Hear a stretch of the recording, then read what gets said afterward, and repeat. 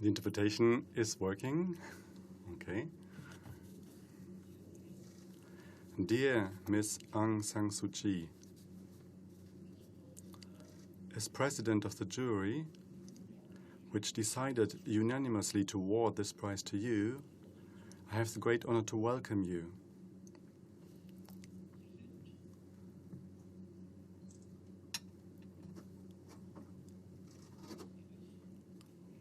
Does it work? Does it work? Does it work now? Ah, wonderful. Thank you. You are the third Willy-Brandt-Preis laureate. Sigmar Gabriel, president of the SPD, will honor your achievements in his eulogy. I would like to take the chance to present the prize to you, as well as the people who were previously awarded with this prize. Daniel Barenboim, born in Argentina, principal conductor of the State Opera and the Orchestra in Berlin, had the courage to venture something impossible.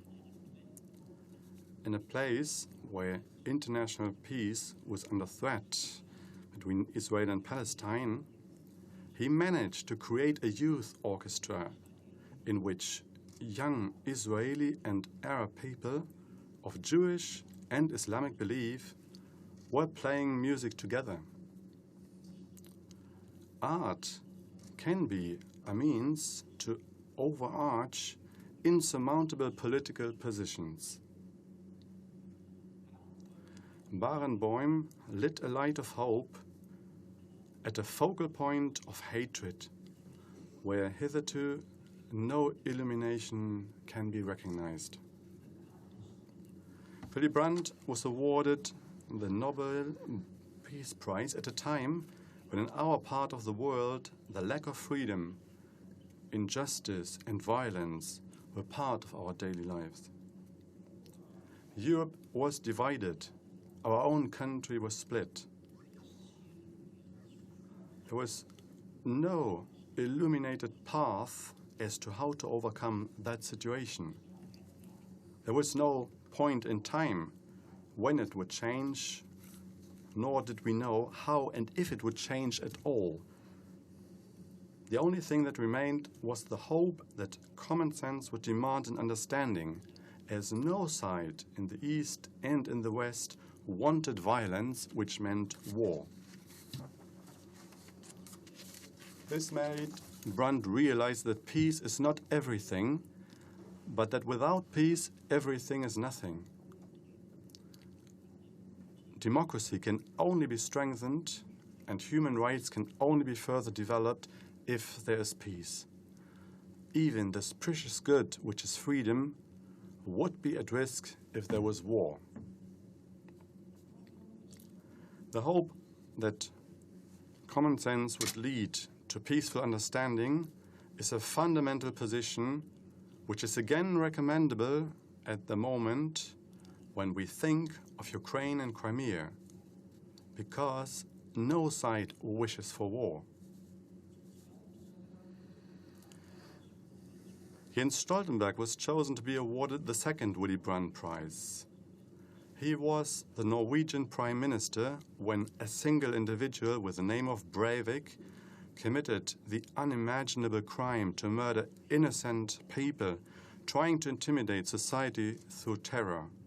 Jens Stoltenberg responded with his appeal to a venture towards more democracy. In autumn 1969, the first government statement of the Federal Chancellor Willy Brandt was based on two pillars. On the domestic front, this idea to venture more democracy was a kind of legacy Brandt had brought from his exile in Norway. Of course, he did not think at all that some people might see it as an insult to our democratic path that we had gone so far in Germany.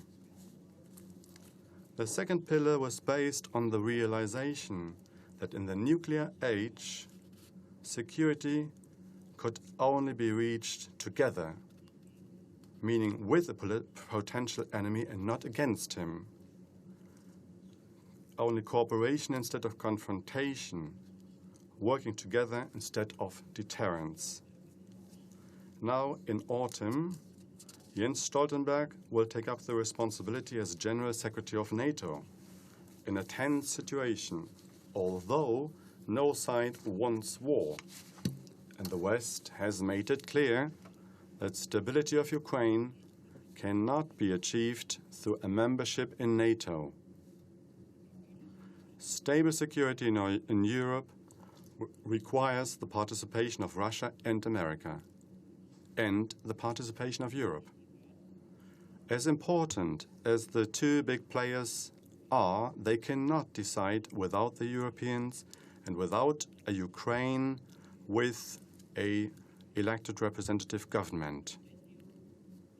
Understanding is the contrary of deterrence,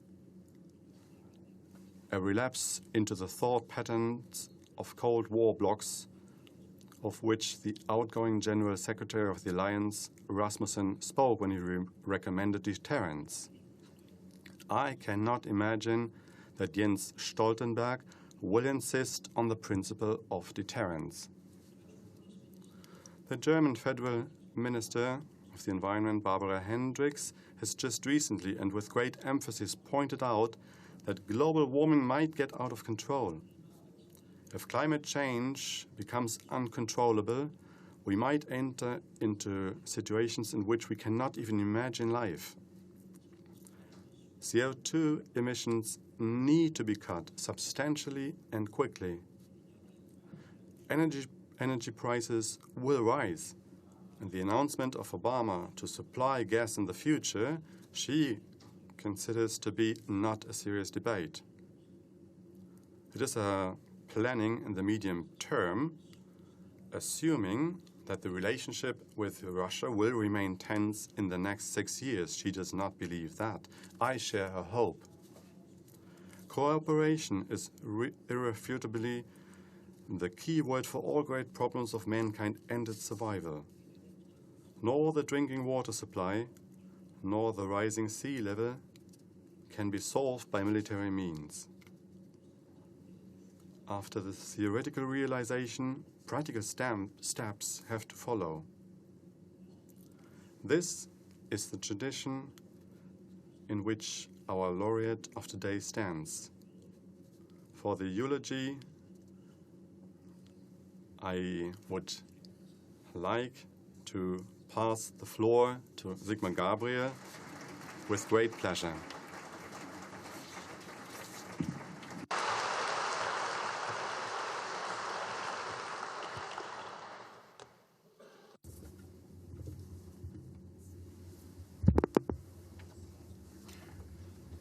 Aung San Suu Kyi, Egon Bahr, Excellencies, ladies and gentlemen, guests, a warm welcome to the Willy-Brandt building, to the award ceremony of the Willy-Brandt-Preis.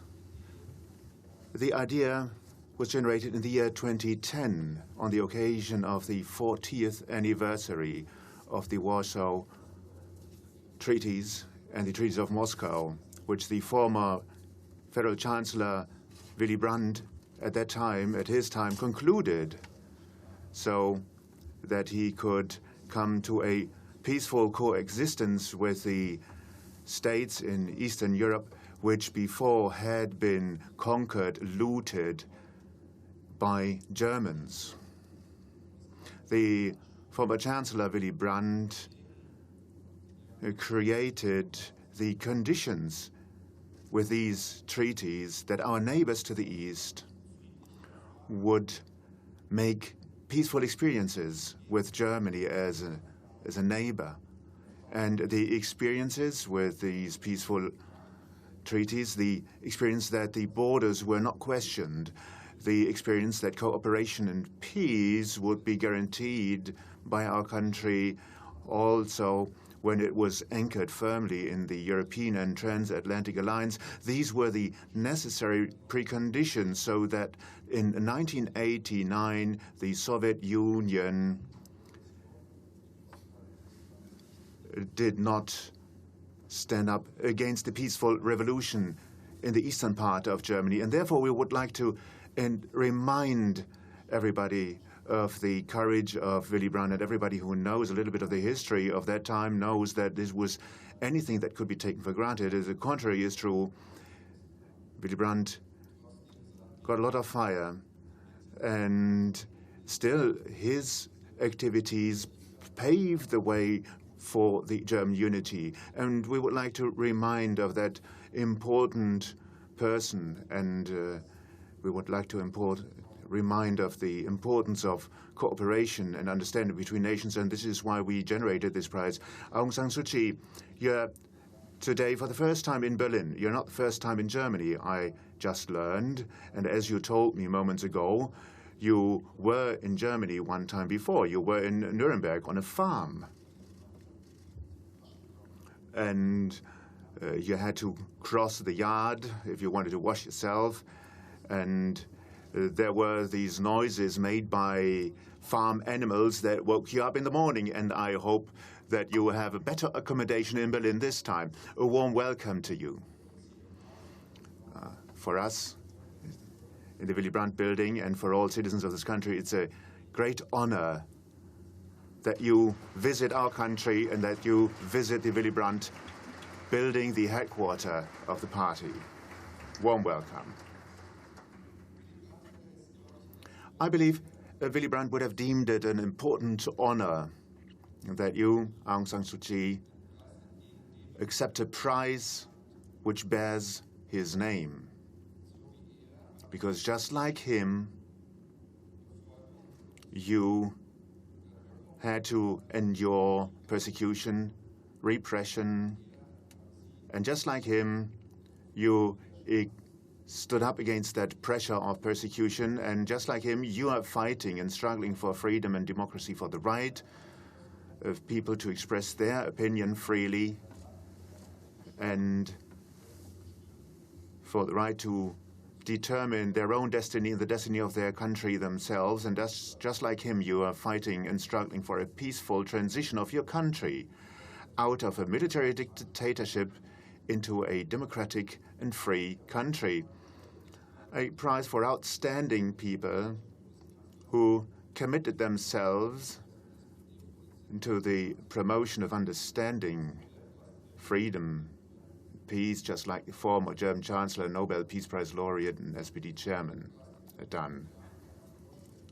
I think it's not necessary to introduce our award winner today, least of all in this building. You received the Nobel Peace Prize and the Sakharov Prize for your political advocacy, your ideals, your non-violent resistance and struggle for peace, human rights, and democracy. You are a role model and source of inspiration for all those in your country and across the globe who fight against oppression and violence. You have shown us how, with a strength of will and perseverance, how all that can shake up conditions of injustice. And the recent history of your country is your personal history too. Your political career is an inspiration for many. And I may express it like this, it still leaves us speechless if we ask you how you can endure 16 years of being locked up, and your answer was, in the very beginning, it was quite good to be alone for a while. I think the relaxedness with which you talk about an extremely difficult situation shows the energy that you have. And I believe this is what encourages people in your country so much. And we wish you and the citizens of your country that in 2015 it will be possible to bring about free and fair elections in your countries. And those who have witnessed how it is to live in a country where free elections have developed only recently, and we have seen that in our country, and we have the task to support you in your struggle for peace and democracy in your country. It was in 1988, almost at the same time as the events unfolded in Germany, people took to the streets in Burma to protest against dictatorship and in favor of democracy. At that time, hope for democratic reform started to develop. but only to vanish fast again when protests were brutally crushed and the military seized power. Well, you were not discouraged, but you set up the National League for Democracy together with other like-minded people in order to take part in the first national elections, democratic elections, elections which developed and were organized under external pressure. You had no chance to enjoy the election victory. The military generals organized a coup against democracy. Elections were called invalid. Your supporters were persecuted, and you got arrested. For 16 years, you were locked up. For all these years, it was tried to suppress hopes for justice and freedom in Burma. They tried to break you and destroy your political ideals. It was a long time. Your family was not able to visit you. You were not able to visit your husband in the UK. It was not possible to visit him when he was ill and when he died. You endured all those long years.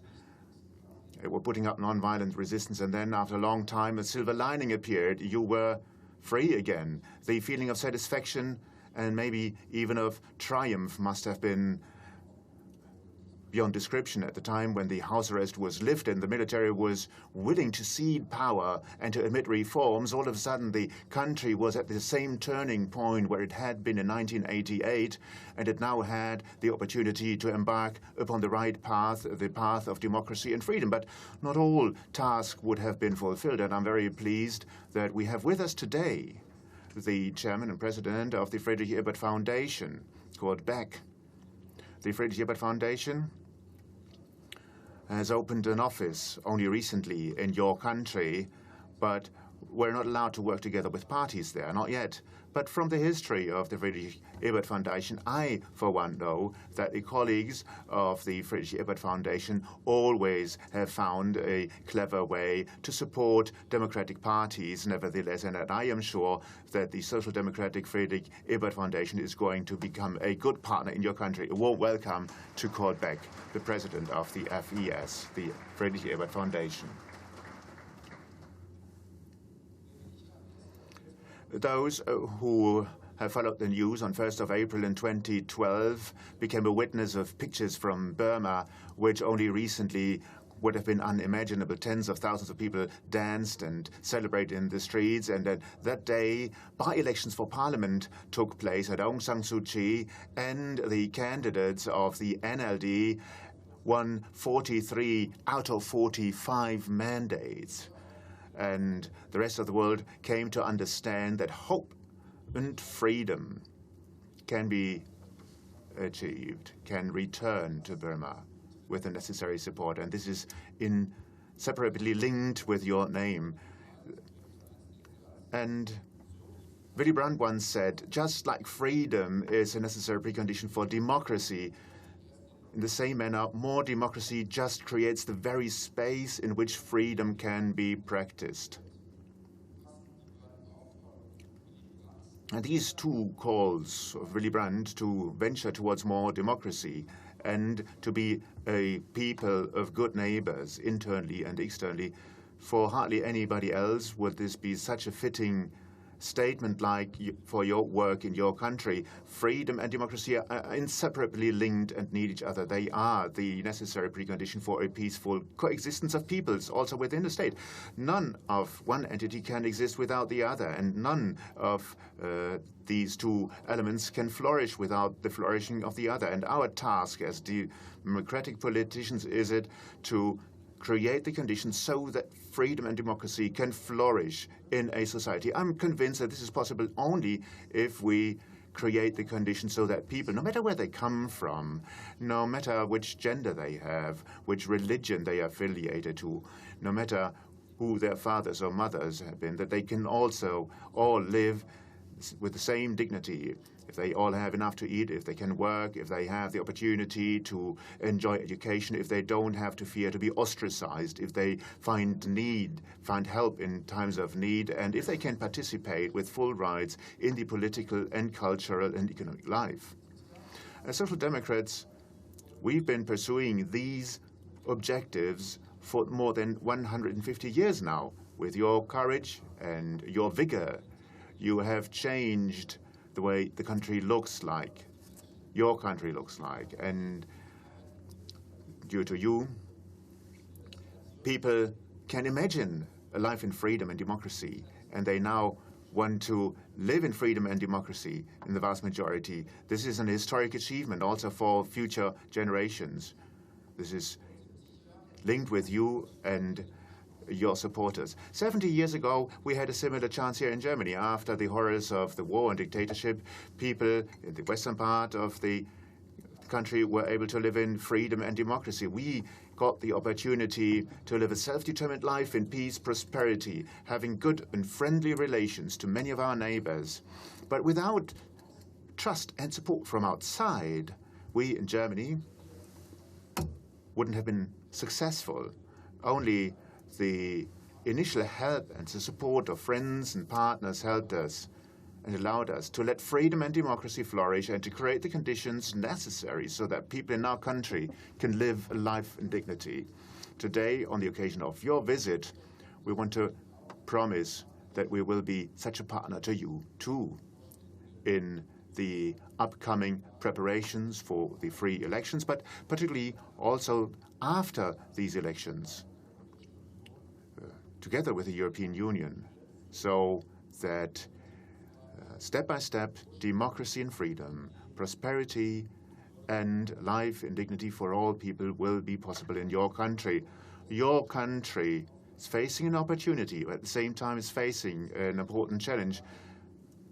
What is at stake is to maintain and consolidate the freedom and democracy that was just won moments ago, and at the same time to overcome tensions in your country, social, religious tensions. Your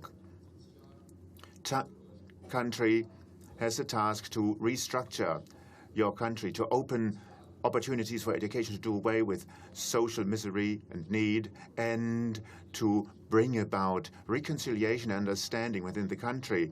We have received a lot of help in the past in Germany, and I believe it was well advised for German politicians of the last decades to offer this help to other parts of the world, time and again. Ladies and gentlemen, we're here today to give a special peace prize to a very special peace prize winner. Peace, and you know that better than we in Germany, is a valuable good. We were under the impression for a long period of time as if that were something to be taken for granted, but we're just experiencing how fragile this peace is in our immediate neighborhood, not only in Europe, but also in our neighbors in Syria, in Central Africa. This is where peace seems to be so far away. We see every day that killing has returned as a daily experience.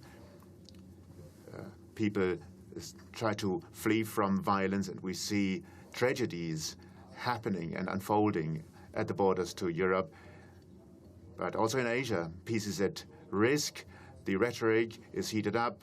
The military arms race has already started, and we're very concerned when we follow the developments in your region, in Asia, but also in Europe. We're seeing and noticing that where the peace force of the European Union is not visible, this is where peace is at stake and in jeopardy. And also, at the same time, peace in the European Union. It's very important to tell the Russian president that sliding back into the imperial behaviors of the last century and this century before that, that this is something that we cannot just accept to happen in Europe.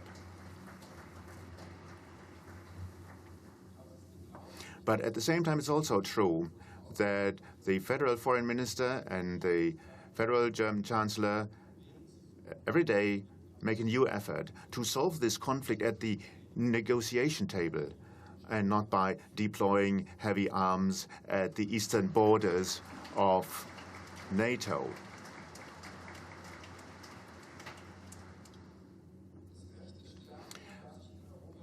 The law of the jungle, the idea that might is right, must not prevail in Europe anymore. Rule of law needs to rule in those countries who are still far away from such a situation. And this is what it's also about in your country. The law of the jungle needs to be replaced by the rule of law, and the solutions need to be found freely, democratically, non-violent. And this is what Willy Brandt stood for. And this is what our today's award winner stands for. You showed that non-violent struggle can even defeat military power. You are teaching us to show courage and humbleness in confrontations. You've showed us to fight for your political ideals with patience, determination, and in a non-violent manner. And you also showed us that in doing so, you wouldn't even lose your good humor. You're a model for the citizens of your country and for us too. And we're very pleased that you gave us the honor to award you with the Willy-Brandt-Preis. We wish you courage, perseverance, and energy for the struggles ahead of us, and you will prevail. We're sure of that. Warm welcome to you again.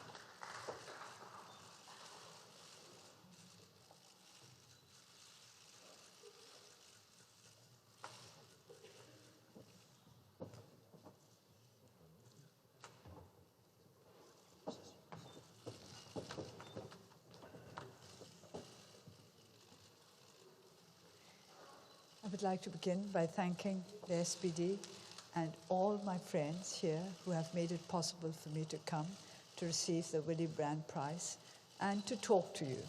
Talk to you not just because I think I have anything special to say, but because I would like to strengthen the ties of friendship and understanding between us. When I was told that I had been awarded the Willy-Brandt-Preis for International Understanding, Freedom and Peace, I wondered what that had to do, with the work that I had been doing in my country. What is the connection between international understanding, freedom, and peace, and the struggle for democracy in one particular country, my country, Burma? It occurred to me that understanding has to begin at home. Understanding has to begin between family, between friends, between people of one particular society before it can spread out to nations and to the whole wide world. And without understanding, there can be neither freedom nor peace, because the peaceful resolution of the many problems that face our human world are based on understanding. Unless we have the ability to understand different points of view, we will not be able to bring peace in a world where each and every human being has his or her own point of view. That is only natural. We cannot all be alike, and it's just as well. I think it would be extremely boring if we were all alike. And I've always said that those who believe that everybody can be alike are not Democrats. They are those who believe in dictatorship. One mind, one will, one command. That's not democracy. Democracy means differences. It means choice. But choice means responsibility. Because if you make the wrong choice, you affect those who live around you. Your choice does not affect you alone, but your family, your friends, your society, your country, the world in which we live. In order to make the right choice, which I would say is a responsible choice, taking into consideration the needs of others, you have to be educated in the broad sense of the word. In my country, we have suffered from a devastating fall in the standard of education. At one time, soon after Burma became independent, although we had suffered terribly during the Second World War, we were considered the most progressive nation in Southeast Asia. This was largely because we had a sound political, not just a sound political system, but we had a sound educational system. Burma, at the beginning of our independence, faced many challenges. There were many insurgencies. We had been devastated by the war. We were not a rich nation, although we had a lot of potential. But because our education system was good and our people were full of confidence in their ability to meet the challenges of our new situation, we forged ahead in spite of the difficulties. In those days, we were trying to build up a democratic union. Burma is a land of many ethnic nationalities. Now, I think at this point, I must explain my use of the word Burma, because many people have asked me about this. When we became independent in 1948, we were known as Burma. I can't quite remember the exact year, which shows how much importance I put on it, but during the tenure of the Burma Socialist Program Party, I think somewhere in the 1970s and 80s, we continued to be Burma. But after the military regime took over in 1988, one day it was announced, I understand in the newspapers and on the state radio, that our country would henceforth be known internationally as Myanmar and no longer as Burma. The official explanation, as it was given, was that Burma was a colonial invention, whereas Myanmar was a native name. It was our name for our country. This, of course, is not true. As I said earlier, Burma is a country of many ethnic nationalities, and the Burmese are just one of those ethnic nationalities. The literary name for the Burmese is Myanmar. So in fact, the name Myanmar is simply the literary name of one particular ethnic group, the biggest ethnic group, the Burmese. I am a Burmese. Now, or Myanmar. In Burmese, we say Myanmar. When I speak in Burmese, I never refer to us as Burmese. I refer to us as Myanmar. I think the same way as when you speak English, you refer to yourself as Germans rather than as Deutsch. That is perfectly natural.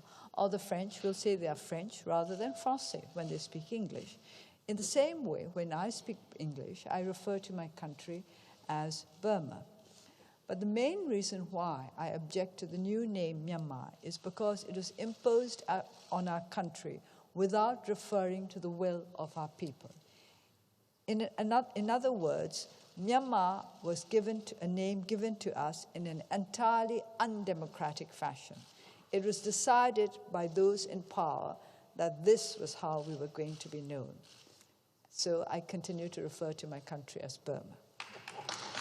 But as somebody who believes in democracy, every one of you may decide for yourself whether to refer to to my country as Burma or Myanmar.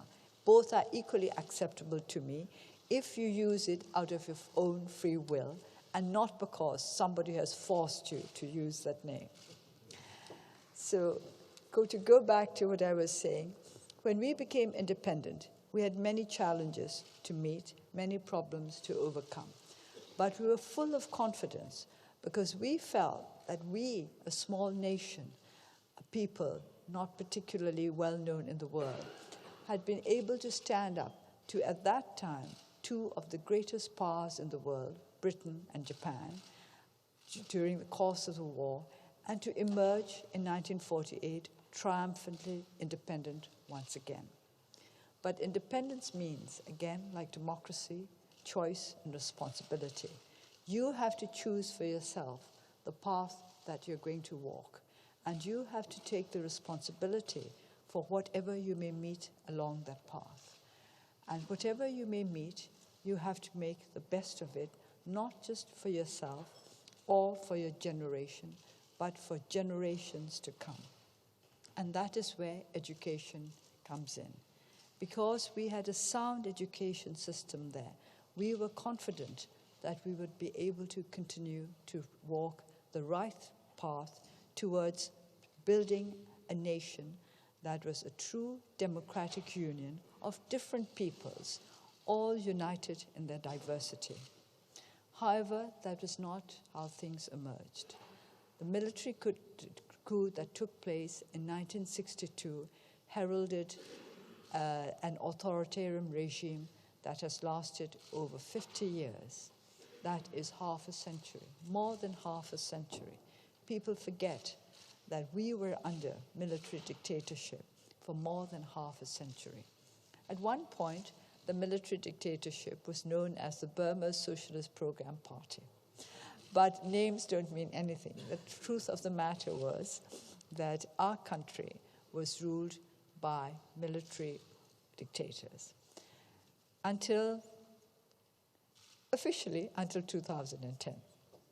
In 2010, there were elections which have placed in power a government that is no longer in military uniform, but we are still under the power, under the authority of a constitution which gives the military a very special role in the life of our nation. The special position of the military is written into our constitution. If any of you has studied this constitution, you will realize that it is not a democratic one. And the challenge that we face today is to change the constitution to make sure that our country will truly enjoy the rights and values of democracy. Unless we change the constitution, unless the necessary amendments are made, so-called democratic reform in Burma will be no more than window dressing. It will go so far and no further.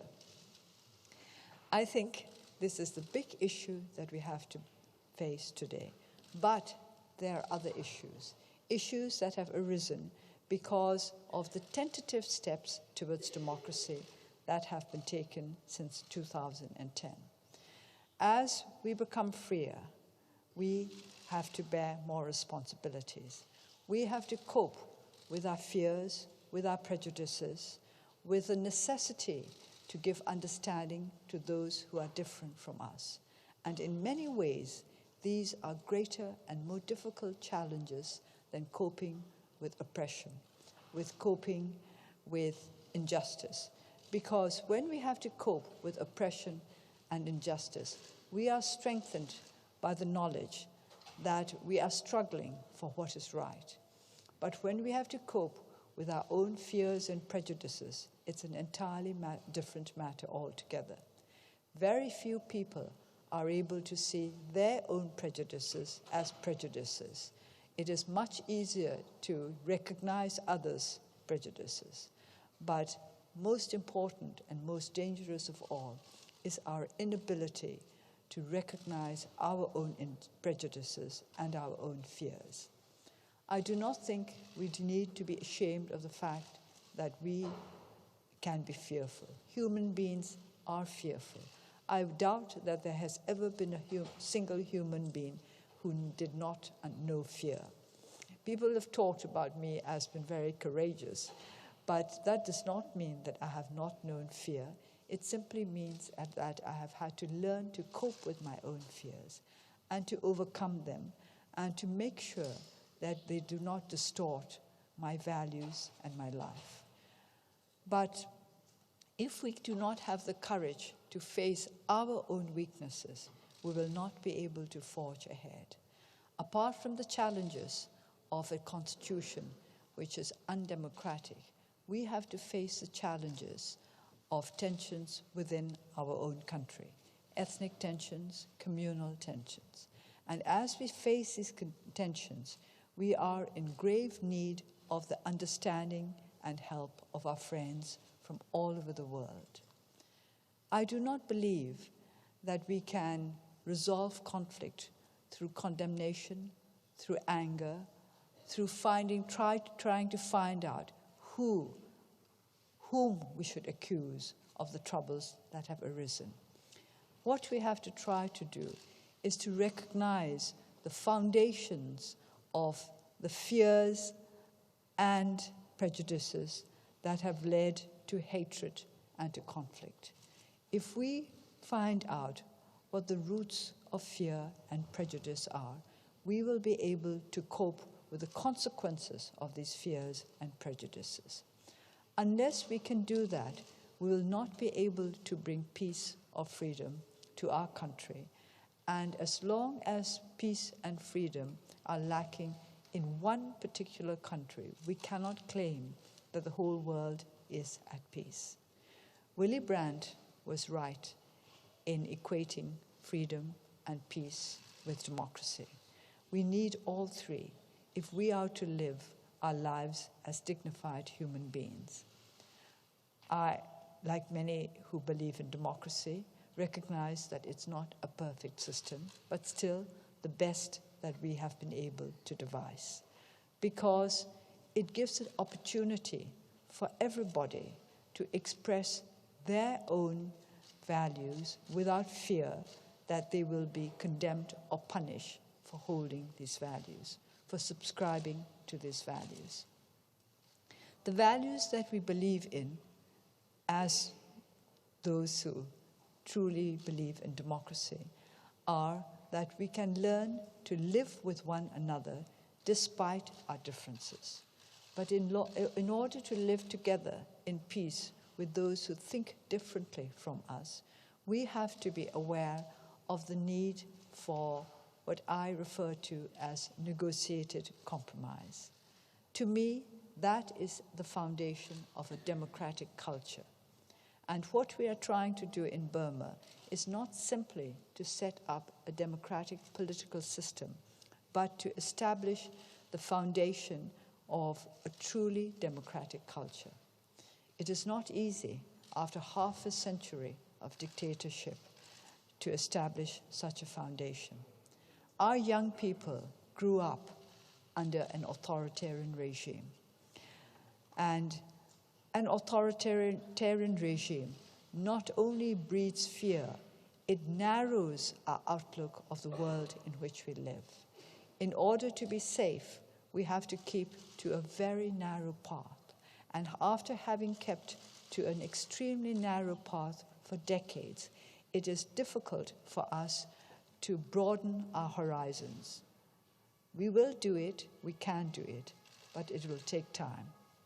At the same time, we cannot afford to be too relaxed about taking our time. So what we have to do is to make haste slowly, or putting it the other way around, we have to hastily be slow. We can't be too slow. We have to forge ahead for the sake of generations to come, because the world is not going to wait for us to catch up. However much sympathy there may be for us, however warm the friendship for us, the world will not wait. This is the way of the world. It will go on. It will go along its own path, and unless we can keep up with them, we will simply fall behind. And for me, that is great concern, that our country should not continue to fall behind the rest of the world in our quest for understanding, freedom, and peace, starting with understanding, freedom, and peace within our own country. We would like those in our country who still exercise tremendous power, but who still do not really believe in democratic values, that we would like them to understand that democracy is not meant to hurt anybody, that when we ask for democracy, for freedom, for peace, we're not asking for democracy and freedom and peace in order to punish anybody or in order to take away from anybody. We want to give. We want democracy to make the lives of all those who live in our country fuller and more meaningful. There is too much fear and concern for the future in those who have held unchallenged power in the past. It is very difficult for those who have never had their authority, their decisions questioned, to live suddenly in a world where they can be questioned for anything at all. And when they are questioned, they find that they do not have the answers. And then it is a further puzzlement for them to realize that people are not satisfied with not getting answers. That is democracy. Democracy is responsibility. If you want to assume a position of power and influence in a democracy, you have to be prepared to answer. You are answerable to the people who have put you in a position of influence. This is what elections are about. The people elect you that you may act for them. And if they are not convinced that you are acting in their interests for them, they have the right to question you. They have the right to challenge you. They have the right not to elect you again. This is what all those who have decided that they will walk the path of democracy need to understand. Unfortunately, this is not clear to many members of our government who were also members of the previous government. Just because you change your clothes, that is to say, just because you change out of military uniform into civilian clothes, it does not mean that your mindset changes automatically.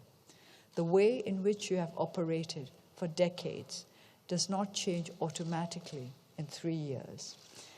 You keep to that same way of thinking, but that has to change. Without changing your mindset, you cannot really bring about the kind of change that will truly benefit your society, particularly if the society is newly emerging from dictatorship into democracy.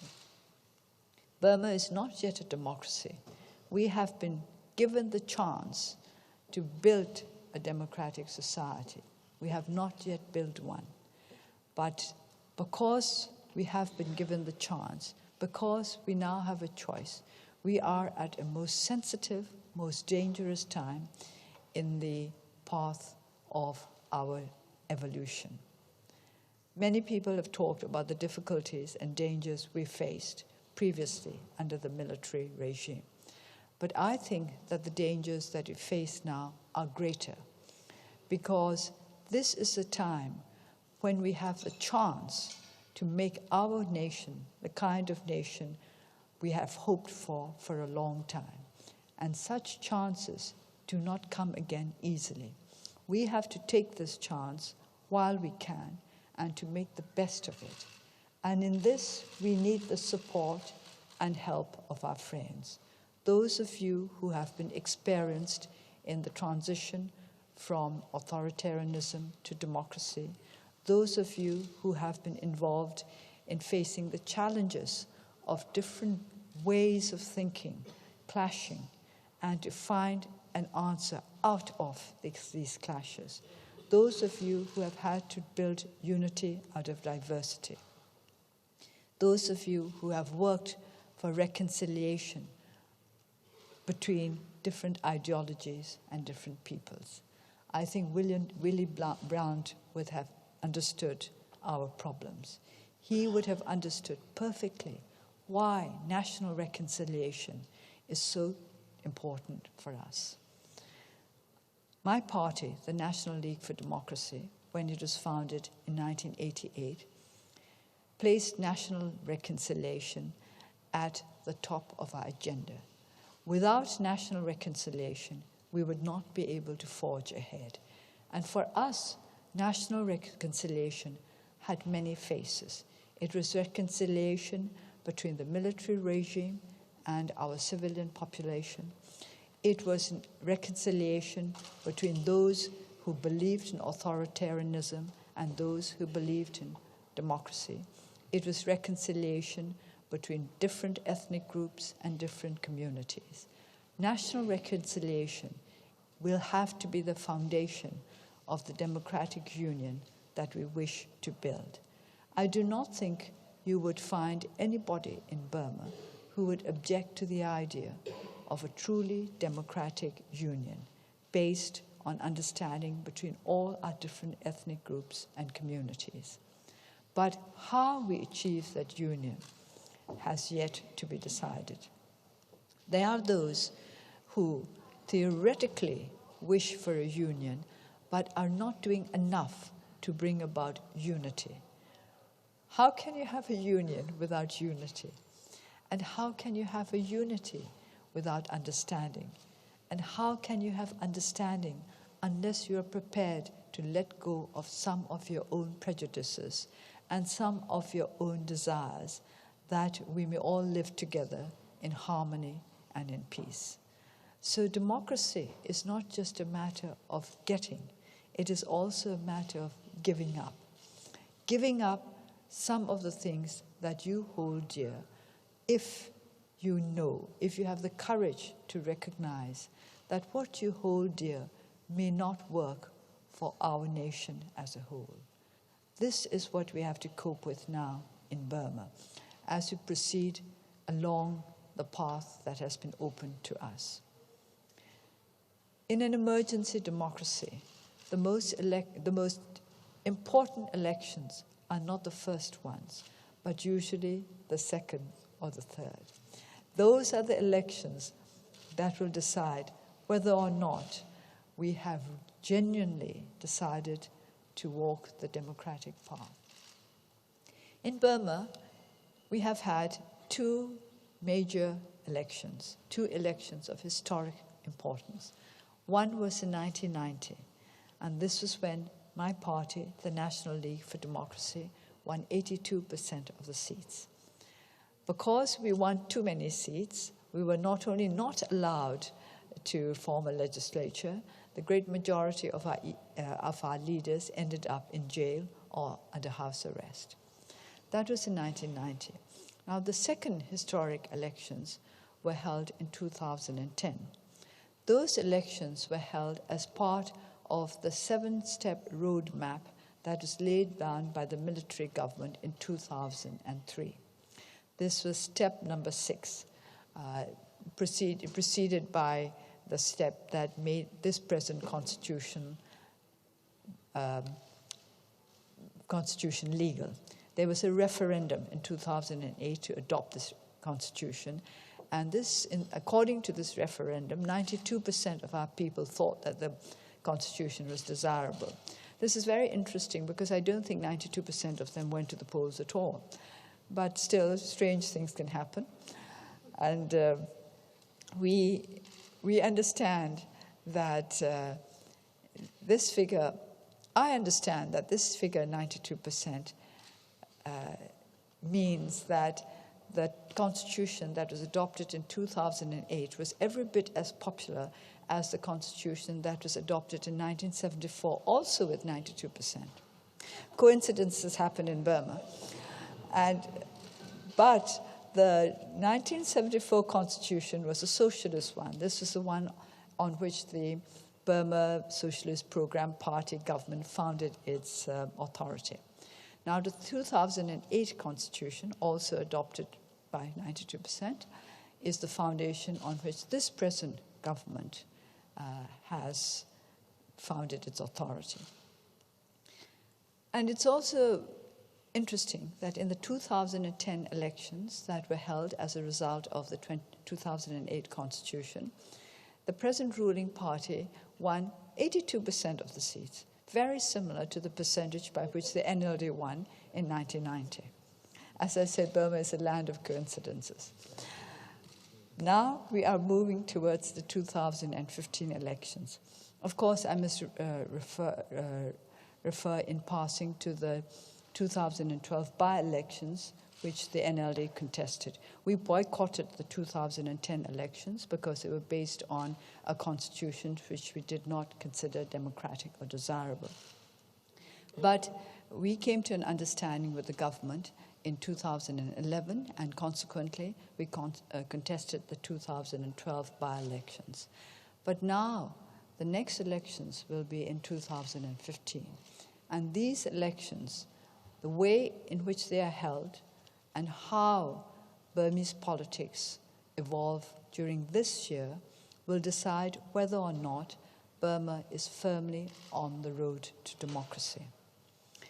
Many people talk about 2015.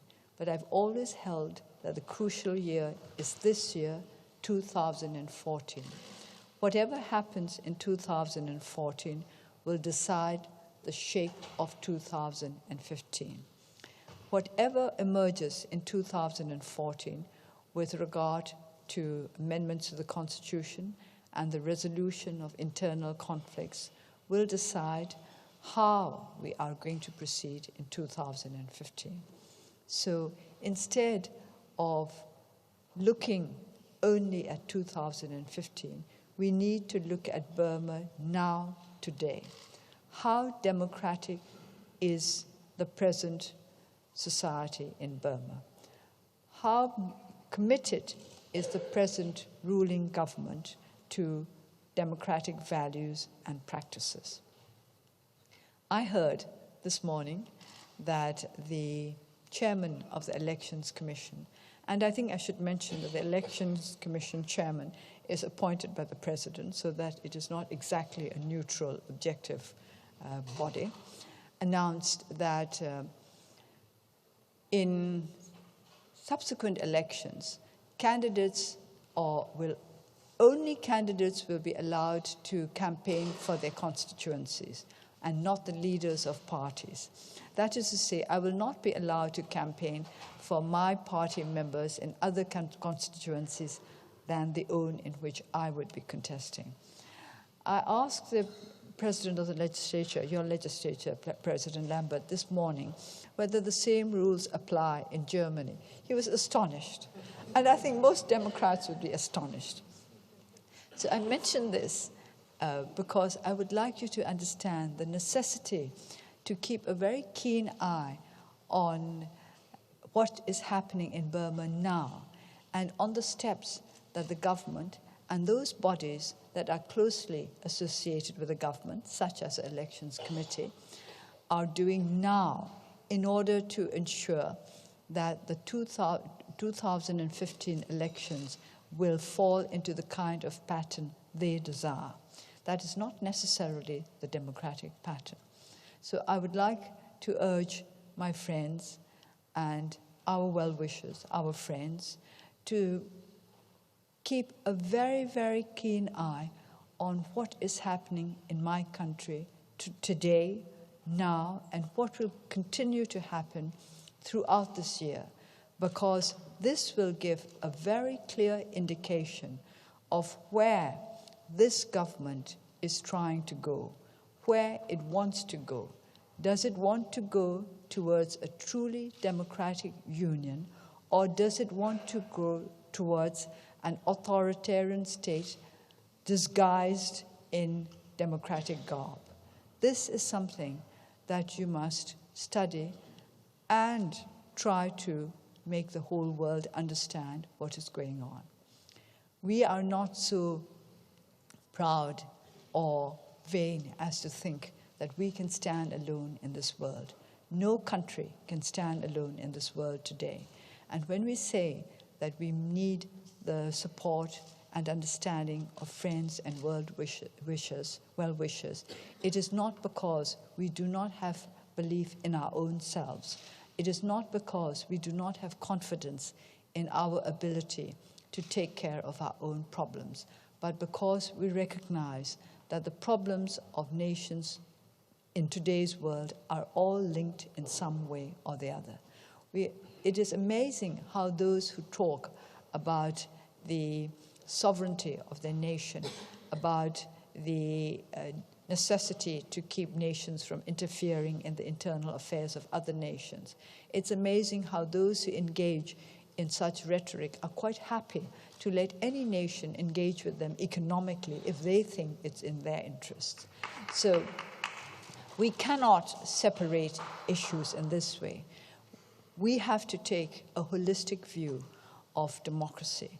We have to understand that if we believe in global partnership, if we believe in the links between nations in this day and age, then we have to believe also in the necessity for nations to support one another in the values in which we believe. Willy Brandt believed in the values of democracy. He believed in the values of freedom, of peace, of understanding. We in the National League for Democracy and other democratic forces in Burma believe in these same values. And that is what brings us close to one another. That is what gives us the right to refer to you as our friends, linked together by shared values and interests. We who have never met, we still feel that we can understand one another better than those with whom we have had very close links for years and years. You have the closest links with your jailers, by the way. I think you should understand that. For years and years, many of my colleagues who were in prison had contact with very few people beyond those who were keeping them under detention.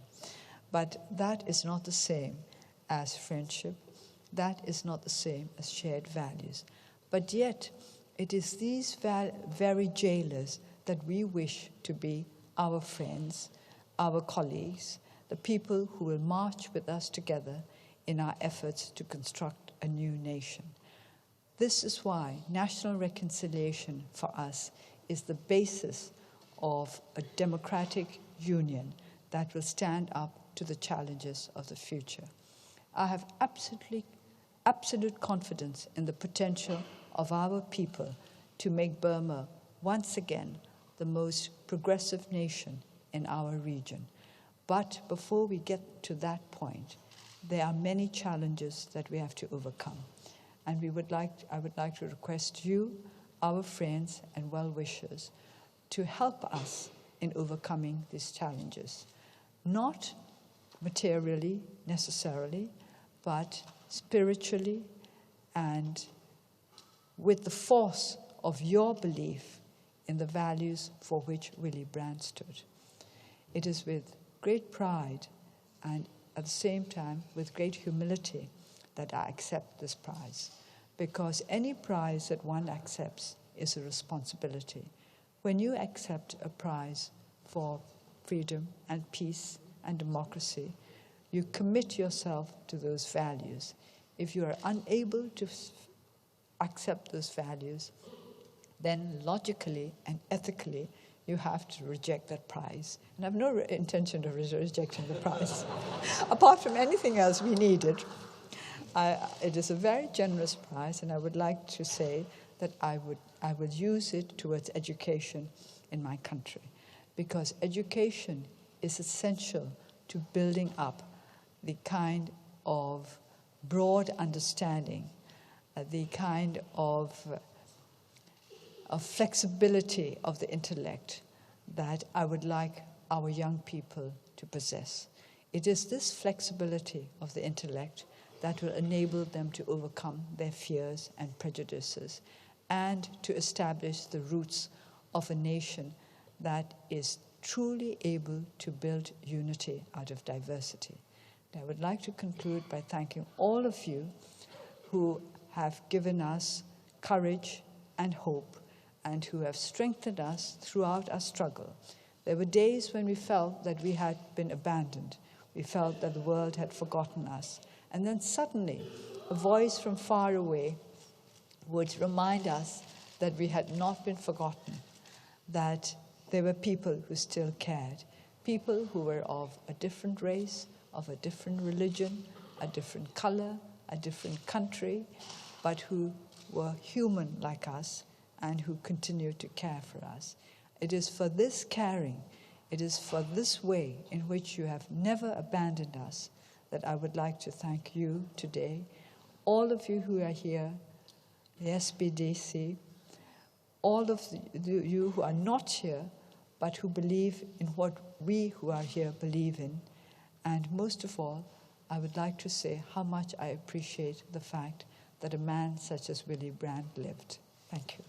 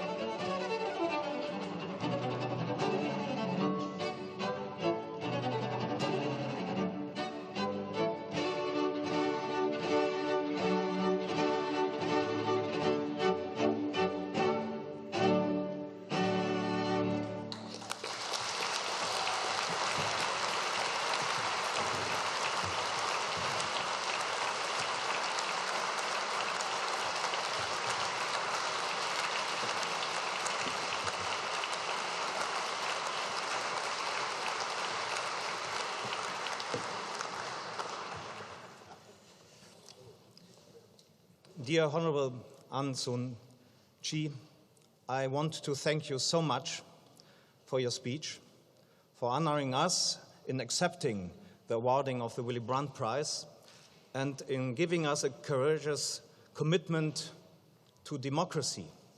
That is sometimes unique in this House and in this city, and that shows that in one time of history, we will read in the books of history that at that day in April in Berlin, we all have heard the speech of a great woman of the 21st century. Thank you so much for that.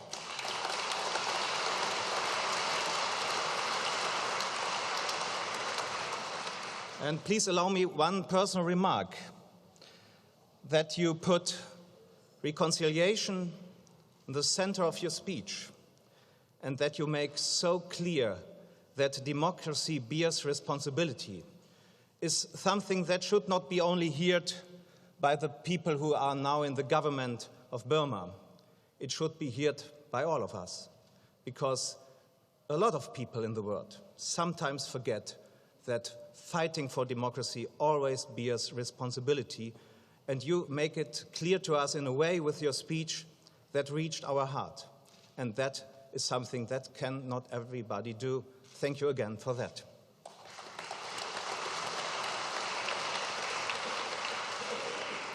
This great thank you, I want to add only four very short thank yous. Thank you to the staff of the Willy Brandt House for organizing this great event.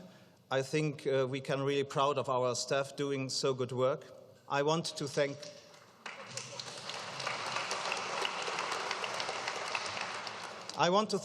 Egon Bahr and the jury of the Willy-Brandt-Preis. I think you did a great job and you make the real right choice. Thank you for that. And I want to thank the Berliner Philharmoniker for bringing us the right frame for this great day with great music of Bach and Mozart in that unpredictable way. And last but not least, I want to thank all of you for giving our prize winner the honor to be here, to listen. And I want to encourage you to tell others what happened today. And now I can only say the reception is opened. Thank you very much.